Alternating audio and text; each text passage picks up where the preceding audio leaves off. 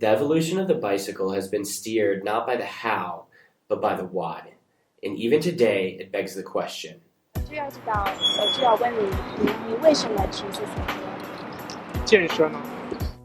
我骑自行车是为了运动，然后有时候是为了上班跟上学通勤。运动啊，运动，身体好。因为我好爱自行车哦。休闲啊，运动，轻轻松松。跟年轻人一起骑的话，我们心态会变年轻。哦，就这样。热爱，交朋友，很帅，还有很帅，还有美女。Sup, fam? All right. All right, so anyway, we are 3 Wofford College students, and we are doing an independent study. We will be going to Taiwan to bicycle the perimeter of the country. All in all, we are looking at ecotourism through the multiple lens of culture, policy, and the environment. And the ultimate goal is to integrate our ideas from all these different areas to create a coherent narrative that will answer the question, why cycle? That is the question, right?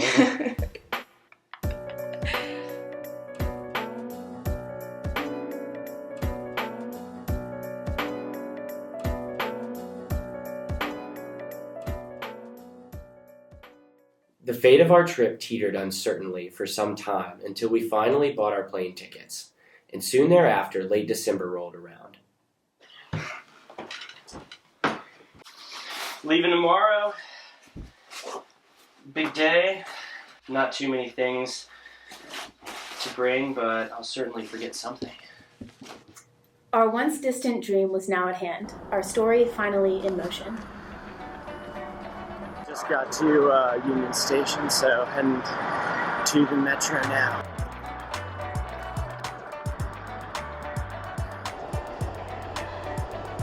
After an excruciating travel experience, I finally made it to the correct Washington, D.C. airport, and we were all together again. It is currently 3:16 in the morning, and we are waiting to catch our flight to Detroit at 6:10. Right? So we haven't really slept, but it's all in good fun.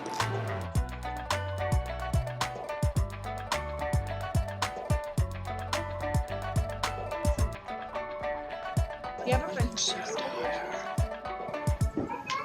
This is so exciting to do. Okay, great. Thank you. Good night. Good night. This is, way more than we needed.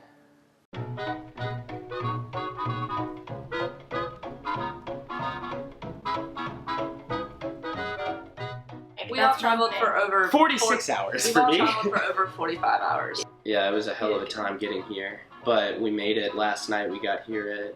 We got into this place at like 11:30. Yeah. We were also exhausted. Yeah. Exactly. Fell asleep eating bread. Oh.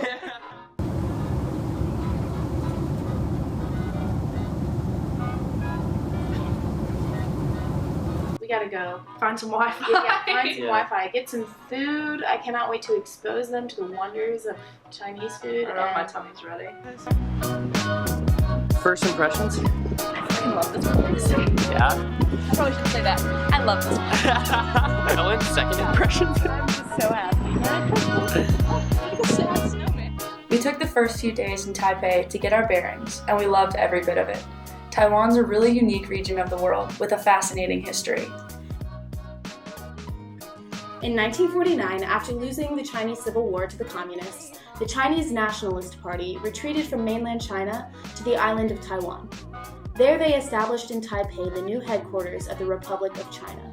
By the mid-80s, Taiwan's political system had been liberalized. Since its establishment, despite the diplomatic headache of the One China policy, Taiwan has functionally operated as its own sovereign entity. Meanwhile, Taiwan had been developing and industrializing with the help of financial aid from other nations, most notably the United States, who contributed a total of $1.5 billion in economic aid and $0.24 billion more in military aid. By the early 1970s, bicycle production, initiated by the company Giant, became a major developing industry on the island, soon giving rise to the nickname the Bicycle Kingdom. Taiwan quickly became one of the largest high-end bicycle manufacturing centers in the world. However, a disparity between bicycle production and bicycle use in the country was prevalent for decades. Only more recently has cycling become a relatively popular activity for Taiwanese citizens. Why? We were interested to know.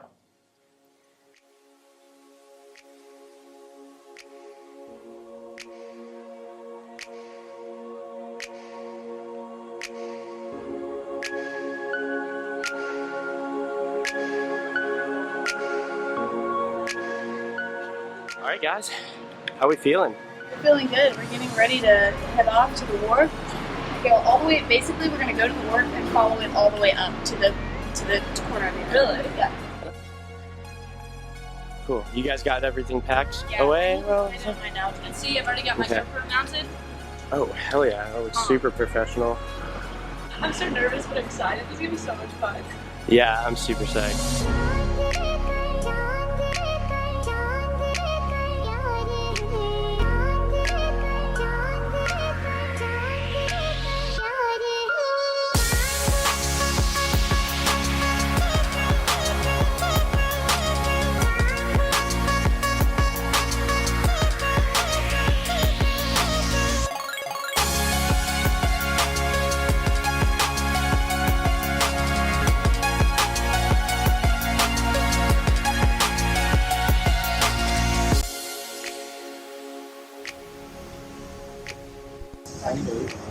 Really, these people are so friendly.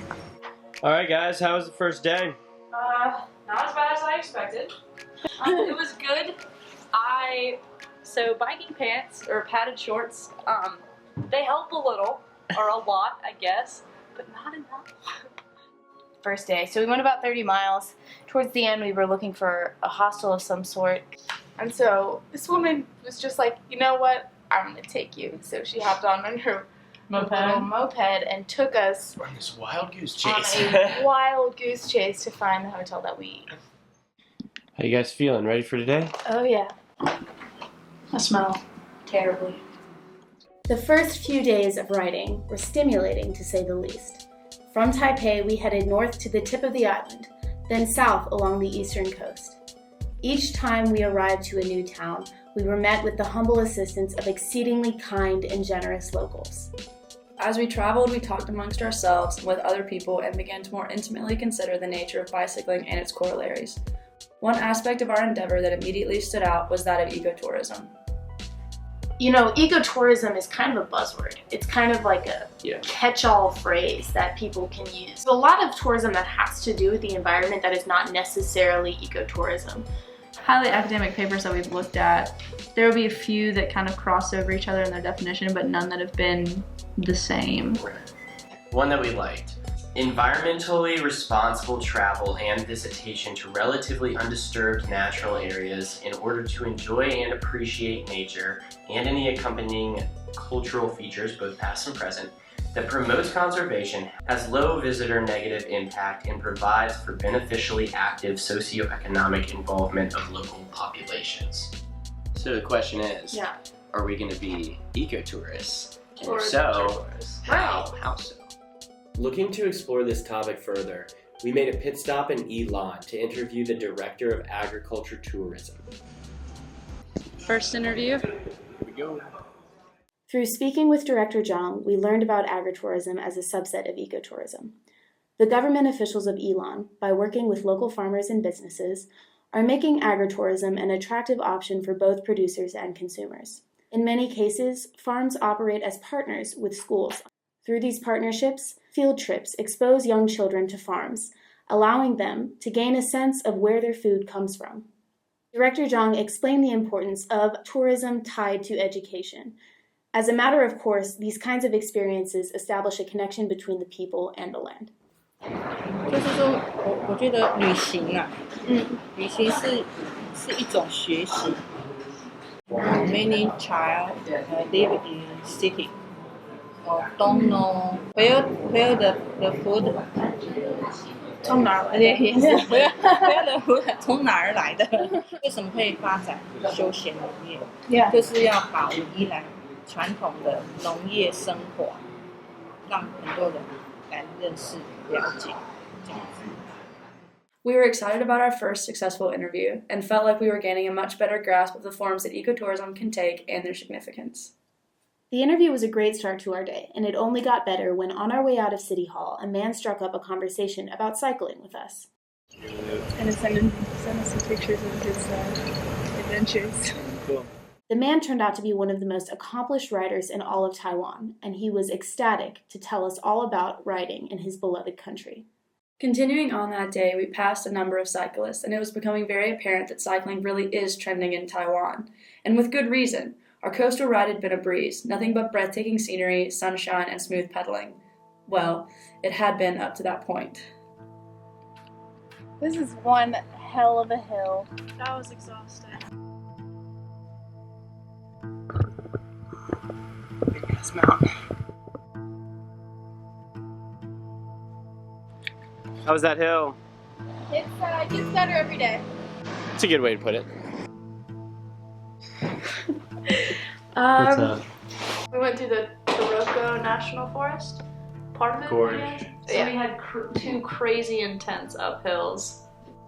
Yeah, so tonight we were staying in a little home next to a farm. It's like a woofer. It's like a woofing farm. Yeah, and that's sort of part of this agritourism.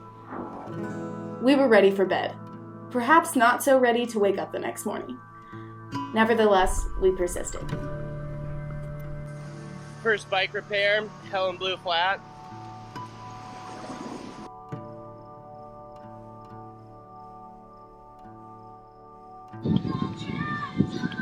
How you feeling? Great. Just being sarcastic. Not bad though. I mean, uphill's all part of the journey, right? Yeah. Downhill's gotta come eventually. Yeah, so I mean today, pretty Today we dirty went day. through some pretty intense tunnels. And dust storms. Had our first bicycle injury. It is. I feel like I'm getting stronger, but I also feel like I'm really pushing the limits. Yeah. The dump trucks and the big trucks are The dump trucks are scary, very yeah. scary. We accepted these challenges and started to see that they connected to our question, why cycle? The sense of accomplishment earned by overcoming challenges is fundamental to the positive development of one's identity. Not only that, but it just feels good to be active. Our next interview at the Runner's Hostel really exemplified what this meant. We're trying to find a place to stay. We think we made it. But the door won't open. 来这边住的啊，最多数的都是环岛的，就是骑脚踏车比较。年轻人的话，而且不止年轻人了，上了年纪的啊，身体好的，大家都越来越注重身体。越来越注重身体健康。没有健康的身体，什么都没有。对啊。Chung Long-won is a 70-year-old man who started running marathons in his 50s when he realized that his health was failing. He and his wife built the hostel in this remote town near Hualien because the air was fresh and good for the lungs. Talking with the couple, we got the sense that identity is just as much about what you do as where you do it. A local, national, and even global sense of place bled into this running theme of identity. Taiwan is side, bicycle kingdom. We are making a bicycle. Yeah. It may be also the reason why. 接触自行车之前，我是很多地方都没去过。对，是因为骑脚踏车有环岛。吃美食。台湾风景很好。 The Taiwanese have great pride in their nation, and cycling provides a platform to experience it in a very involved way. From manufacturing now to recreation, cycling is a part of Taiwan's national identity. But even on a broader scale, bicycling gives many people an opportunity to experience the world, and in many ways develop as global citizens. This brings us back to ecotourism. Through ecotourism, people explore and find their space within a nation, and within our even closer global community. This world is becoming even smaller because of communication. People have awareness. Since this is a trend of the whole world, the people do the cycling. What motivates people to be tourists, and what motivates people, as an extension, to be ecotourists. The problem with pinning down ecotourism is that it is a result of forces on all levels of society: the individual, the local, the national, and the global. While mentally grinding through ecotourism as an idea, our personal journey was another kind of grind. A positive, I don't know, just the fact that I didn't have to walk my bike up a mountain today. You know, things are sort of starting to fall in place as far as, you know, my muscles getting used to it and feeling good. We were making great progress, and in an exhausting but thrilling day, we crossed the southern range of mountains and arrived on the western coast. That was the most liberating downhill of my life. That was so fun. Downhills, man. They do it. Getting to the other side of the island definitely felt like one of our biggest accomplishments yet. Everything was going quite smoothly, but upon reaching the western coast, we had to face fast-paced city riding in urban metropoli. The prospect was daunting. How's the day going for you so far, Kirk? Pretty good. Not too bad. All their cities and towns, so all relatively flat. Helen's just really good at getting flats. Yeah.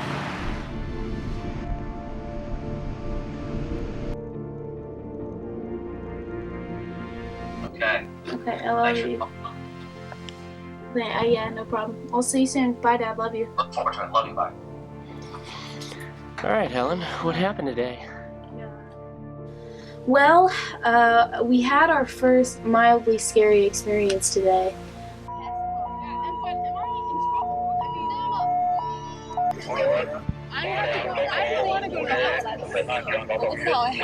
I was in an accident. We were looking for the place where we're staying now, and we were, crossing to get on the other side of the road, and a person on a scooter who happened to be a police officer sort of just came up behind me and And then there was this whole bureaucratic ordeal of dealing with the police. Like, they wouldn't move the moped off the road, and then they rushed out of the officer to do traffic, and then all these other officers were coming out. And I think just the sort of chaotic nature of this experience, we don't really have a home. It's just, we just keep moving and keep moving and keep moving, and it's, it's chaotic in and of itself, and then this was just really, I don't know. So yeah, after about 30 minutes, we were able to leave, and it was totally fine. But glad we are all here safely and gonna get some rest and take a day off tomorrow. So yeah, we're glad to be grateful for. Yeah. It was great to have a rest day in Kaohsiung, and it was much needed for all of us. But I had a tough decision to make. I needed to rest. The question of for how long weighed heavy on my heart. At the same time, this got us all thinking about decision making. We had a free day to look into the political scene surrounding bicycling in Taiwan, and how decisions had been made to facilitate the growth of bicycling. Political involvement with bicycles has become more wide-reaching than just manufacturing, as bike lanes and public bike share programs have become funded by the government. In 2008, New Taipei City implemented a public bike rental system which now receives over 440,000 rides annually. Kaohsiung, with its 508 kilometers of bike lanes and Taiwan's first dedicated cycling bridge, was named one of the top 5 bicycle-friendly cities in Asia by CNN in 2010. The city even holds an annual car-free day to encourage environmentally friendly transportation and to focus on the health benefits of cycling.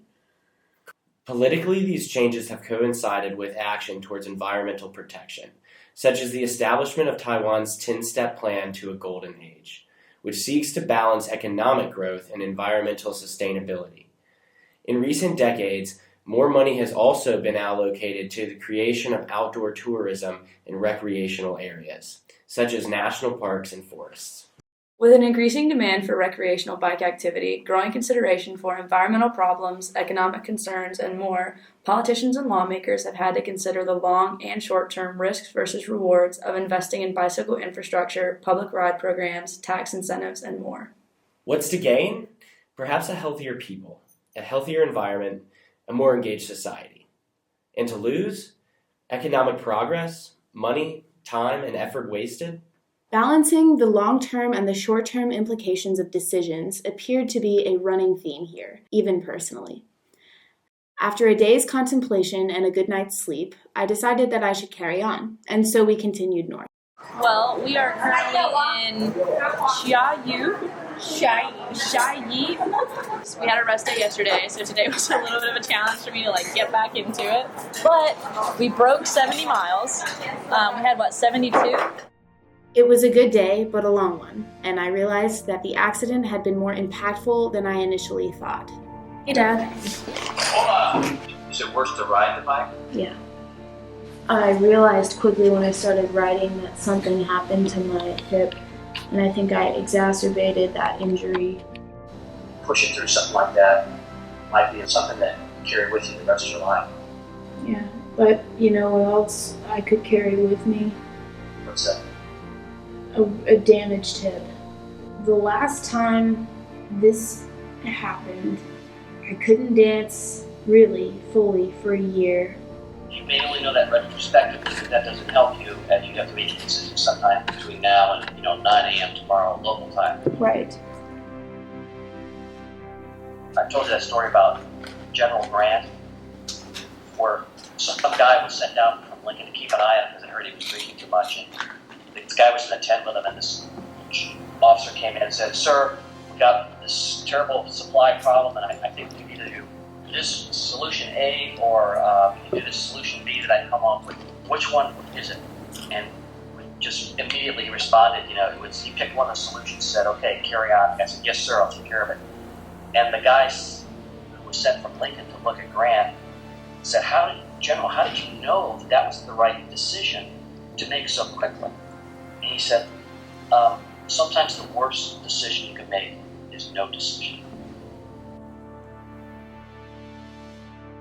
The next morning, we talked as a group, and I decided that it just wasn't worth the risk.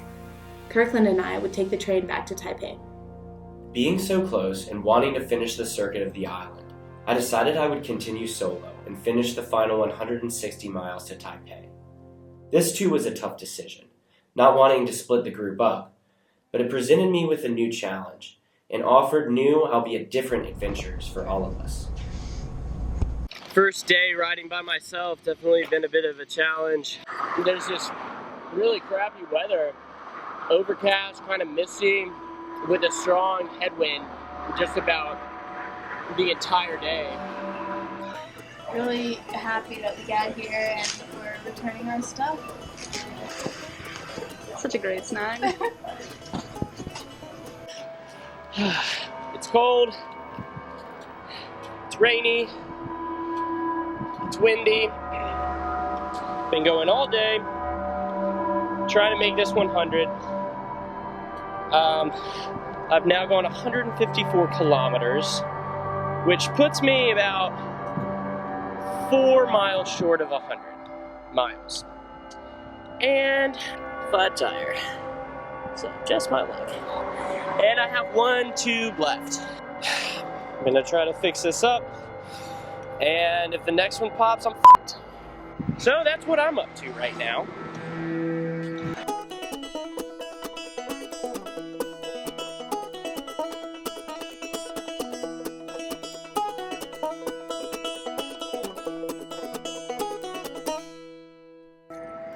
Oh, and one other thing. Helen has the pump.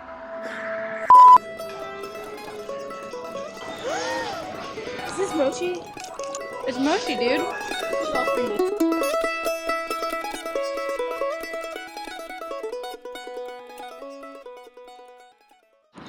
I finally yesterday was able to get a hotel and settled down.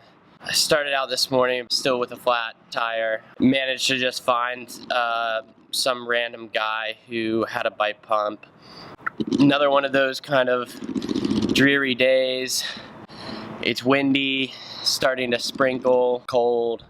After about 13 kilometers of riding, my tube popped again, my last tube.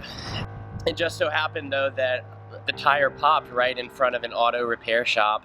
And so I went in and I asked the guy at the desk, he didn't speak a lick of English, but he hopped up and came and looked at my tire and immediately, you know, saw the problem, and we got to work, and I didn't have a spare tube, but I had a patch kit, and then his wife came out and she got me hot tea, and you know, one of those days where it seems like everything's going wrong, and then to have these people just out of the kindness of their heart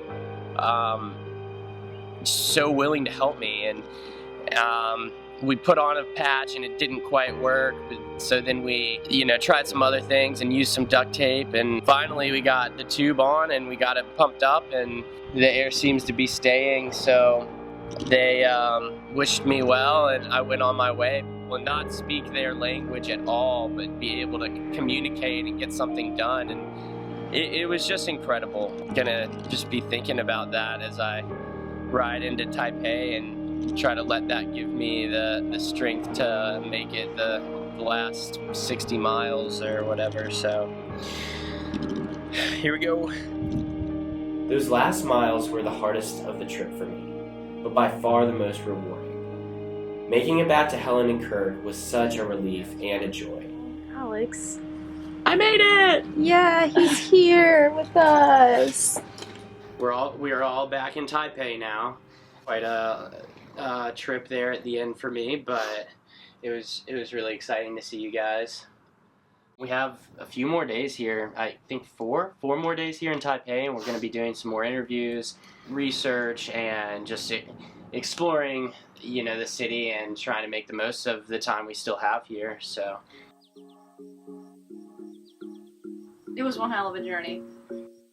It was a series of challenges that I welcomed and mentally. continually overcame. Right. And I really enjoyed that. You know, I could see the physical progression, and I think there's real spiritual benefit to physical exertion. So I really enjoyed it.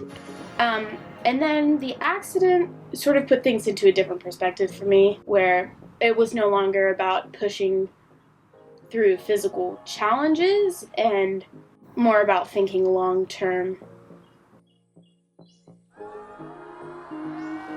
Right. And I'm super proud of the fact that, having not really cycled much ever before, doing over 450 miles, so 477. I'm proud of that. But it's also been an intellectual journey as well. I don't know if you've ever cycled, person watching, but there's a lot of quiet time and a lot of time to think.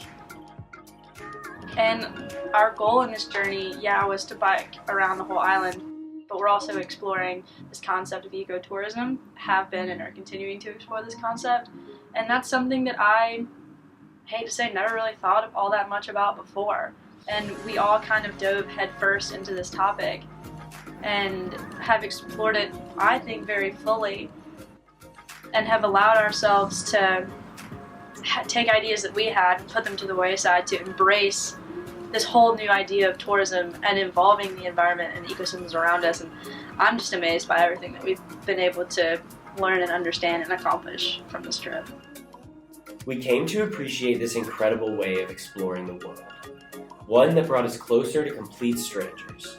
That fostered our relationship with this spectacular, fragile Earth in a mutually positive way. And that taught us more about how communities and nations and cultures evolve. In the end, ecotourism helped us discover a little bit more about ourselves.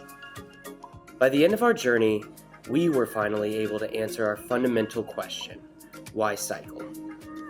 I cycle to exercise my freedom, body, and mind. I cycle to move through this life in a positive, constructive light that celebrates the earth, the people, and myself. I cycle to explore and see new places and cultures through my own eyes, not through a window or, even ironically enough, the lens of a camera, but for myself.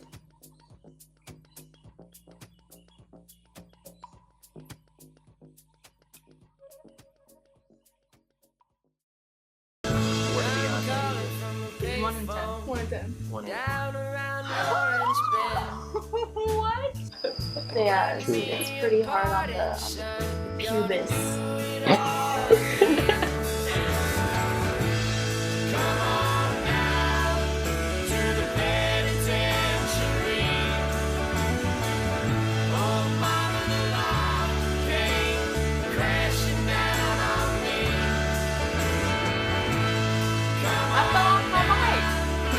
That was really loud.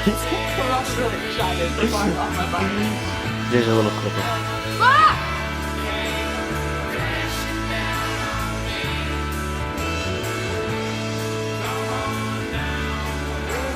Wait, I have to burp before I continue.